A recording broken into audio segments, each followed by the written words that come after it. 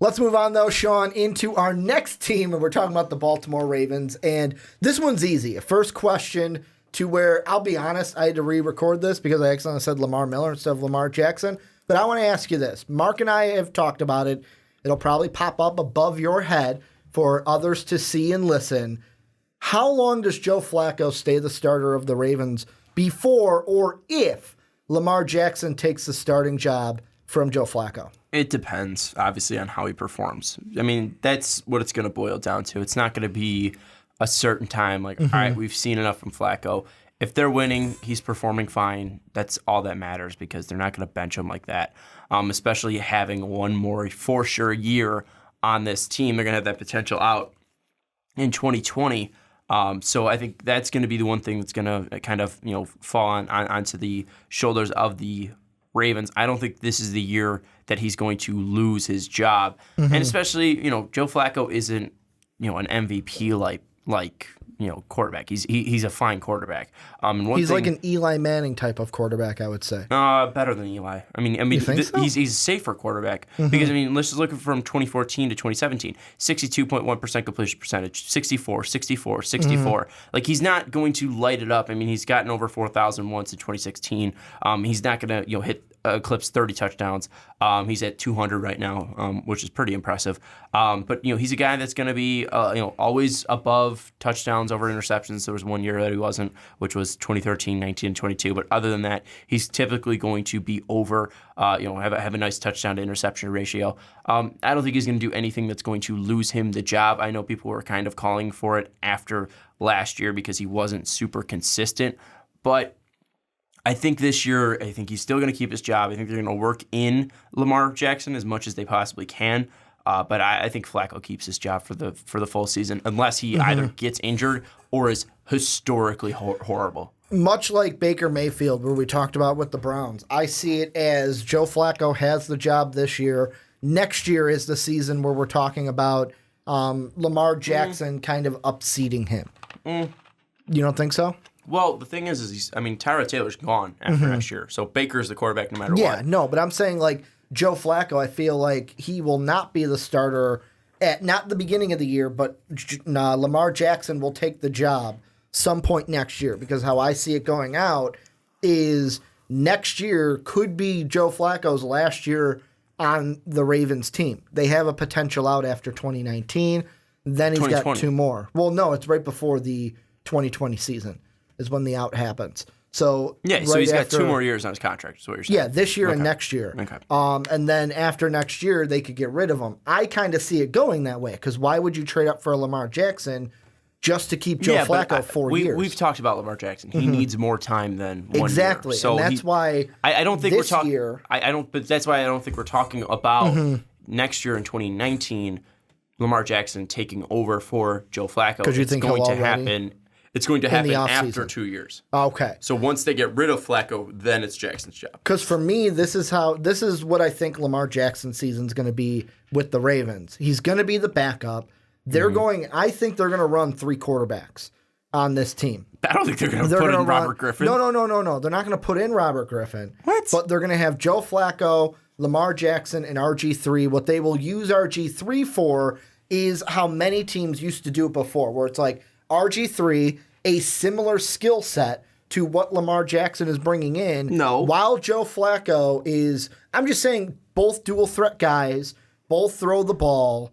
Yeah, quarterbacks. Every quarterback throws the ball, right? While Joe Flacco is doing his thing as the starter, not wanting to help Lamar Jackson because, like we had said before we started recording, why would I? We've seen Favre do the same thing. We've seen Tom Brady do the same thing.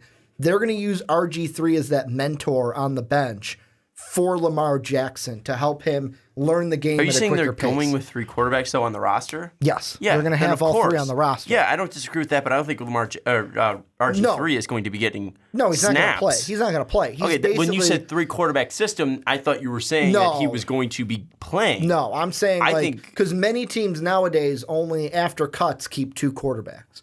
I think they'll keep 3 to use RG3 as the mentor. It's not crazy to see 3 quarterbacks on a roster. I know the Patriots do 3, but even the Bears last year, they ran 3 on their It just seems like a much older system. I want to say Gus Frerotte did the same thing in his career when he was a backup. There was, I think it was with the Vikings, one of the rookies we drafted. He did a similar thing, and that's what I think they will do when it comes to that. Now talking about players, though, on the field, this receiving core. All new faces in the starting 3 slots. You got Willie Snead coming over from the Saints, Michael Crabtree coming over from Dow Raiders, and then John Brown coming over from Arizona. Is this enough to help Joe Flacco to make sure the Ravens do make the playoffs this year? I don't know if it's enough to help them make the playoffs, but it's definitely going to help him improve. I mean, Joe Flacco hasn't had an eye-popping stat year in a while. I think you could probably throw the last one out to be 2016, where he had over 4,000 yards and 20 touchdowns. But even then, I mean, he was still 20 touchdowns to 15 interceptions. You got to look back probably to 2014, where I was really impressed with Joe Flacco. 62.1% completion percentage, pretty much 4,000 yards, 3,986. So we're, 14 yards off from getting to 4,000. 27 touchdowns, 12 interceptions. I think it will help him get back to that type of year because you're going to have a lot of options, and you get different type of options. Willie Snead is a guy with some speed that's going to work from 5 to 10 yards, 5 to 15 yards out. John Brown is that deep threat in the slot going down the middle, and Michael Crabtree can be a guy that really does everything for you. So I really do like the wide receiving core that they put around him, and even looking at the tight ends that they brought in. They brought in Mark Andrews from Oklahoma, a guy that I really liked. They brought in Hayden Hurst, an athlete from South Carolina that I like. I still like Max Williams, even though he's done absolutely nothing for the Ravens. He was supposed to be next Gronk out of Minnesota. Yeah. I still like him. He might not make the team because he hasn't really done much, but I still like him, and we know how much Joe Flacco likes to rely on his tight ends. And also, I mean, let's look at their offensive line. It's pretty damn impressive. I mean, you got Yonda, who's an all-pro. You have Ronnie Stanley, who's a massive beast on that line, a Golden Domer as well. So this offense, I think the biggest question is going to come at that running back position. I know I've gotten shit for bashing Alex Collins before for saying that he's not that next level game-changing running back. So I will at least say that Alex Collins needs to at least prove that he is a for sure starter in this league, to be fair to Alex Collins. Well, I just think that with the running backs in general, it's not going to be, maybe Ravens fans will tell me I'm wrong, or Alex Collins might get the majority of the snaps percentage-wise, but we are going to see a fair amount of Collins, of Allen, and of Kenneth Dixon out of Louisiana Tech as well. Like, we're going to see all 3 of those guys put in yards, put in snaps for the Ravens. We see a lot of running backs. We see a lot of running backs be worked into a lot of systems. But I mean, even last year, I mean, he had pretty much 50 more carries. Collins, that is, over Allen, 212 to 153, and Collins won that job late in the season, where he was getting 20 to 18 carries per game. And I think that's going to be more of a consistent, because when you saw him get 18 to 20 carries per game, 20 carries in the last game, they lost 31 to 27, still a close game. He gets 18 carries against Indianapolis, 23 to 16. He gets 18 carries against Pittsburgh, 39 to 38 loss, and that was a crazy game that was in Pittsburgh. Then you look at 20 carries against Green Bay, 23 to nothing win. Then you look 18 carries for Alex Collins, 40 to nothing win over Miami. So I think the biggest thing for the Ravens is you got to really establish a running game and establish a running back, and I think I think Collins has really won that job for sure, and I think he's going to get the majority of the snaps. I mean, we're going to see 3 running backs, but by the end of the year, Collins is going to lead the rushing attempts for the Ravens by far, unless he gets injured. This is one of those seasons where AFC North, I haven't said this yet, where if there's a changeup, the only changeup we see is the Browns and the Bengals flip. Like, this could be a division that ends up Browns in the cellar, Bengals in third, Ravens in second, and then the Steelers in first. And the thing that I question for this year is what the Ravens are going to do against winning teams this year. Because you look at last year, let me just look at some of their games against winning teams. The Jaguars, you get blown out. The Steelers, you get blown out. The Vikings, I'm not going to say blown out, 24-16 is not a blowout, but you lose. Then you look at the Titans, playoff team. You go ahead and lose that game. You lose to the Steelers again. That's 5 losses against teams with winning records. All of your other teams that you won, Bengals didn't have a winning record. Browns didn't have a winning record. Ravens didn't have a winning record. Dolphins didn't. And then the Texans and Packers, when you played the Packers, they didn't have Aaron Rodgers. So that's kind of an unfair advantage, and why I would say you won 23-0. And then the Colts, they didn't have Andrew Luck. So, I mean, this season coming in, the teams that I see on their schedule that will have winning records are the Broncos, the Steelers, the Texans, the Saints, the Chiefs, the Falcons, and the Chargers. And right now in all of those, I believe there were 7 of them.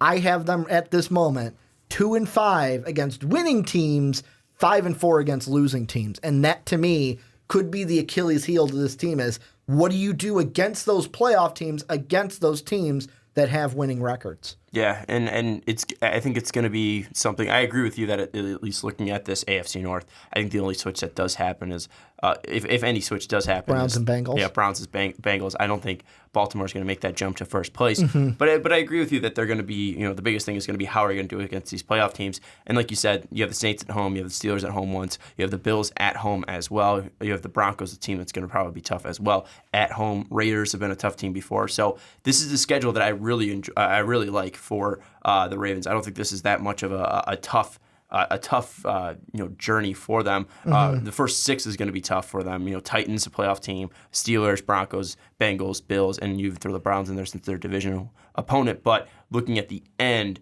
and especially the last 3 games, Bucks, Chargers, Browns, those aren't playoff teams. You really shouldn't be worried about it. And even then, even the Chiefs, they're starting a rookie quarterback. He's going to be well set up by week 14, but still, in Arrowhead, you're going up against a rookie quarterback pretty much in Pat Mahomes. So I think you look at the Ravens season, and if you're able to survive those first 6 games, it's going to, or first 7 games even, because you got the Saints there as well.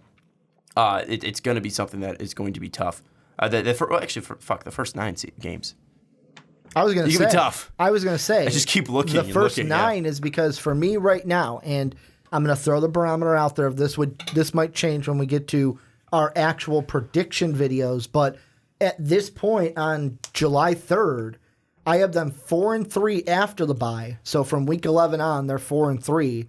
That means they're 3-6 in their first 9 games, with their only wins coming in before the bye, coming to the Bills because they don't have a quarterback. I mean, Josh Allen's not going to be anything special this year. Bills fans try to tell me that A.J. McCarron's the next coming, and he's not. But even then, I mean, those are both guys that are really new to starting NFL quarterback positions. At least and week it's 1 in Baltimore. Yeah, week 1 is going to be a tough one for them. And Baltimore has a great defense. I also got them winning against the Browns because it's the Browns, and the Ravens always beat the Browns, although it's in Cleveland, and I wouldn't be surprised if the Browns maybe snuck out that game. I think they could get one against the Steelers.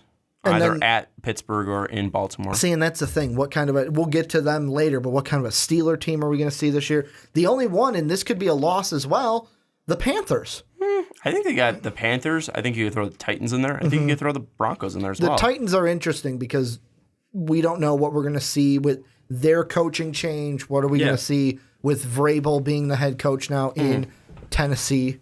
Yeah, and I think Baltimore's still a really good team as well. I mean, this is a team that has upgraded at the wide receiver position. They still have a very capable running back. I don't know if he's a star. They have a good offensive line. They have a quarterback that, again, is capable. And we look at that defense that we haven't really talked about that much. You still have Terrell Suggs. You still have C.J. Mosley.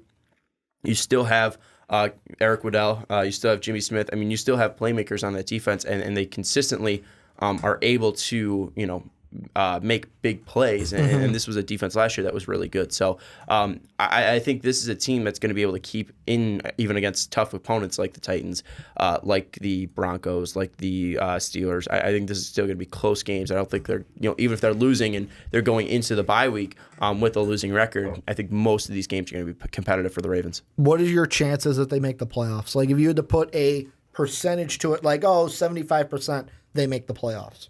For the Ravens? Yes. Because I got them right now 7-9, 10th best, tied for 10th best in the AFC. I don't think they're going to be that bad.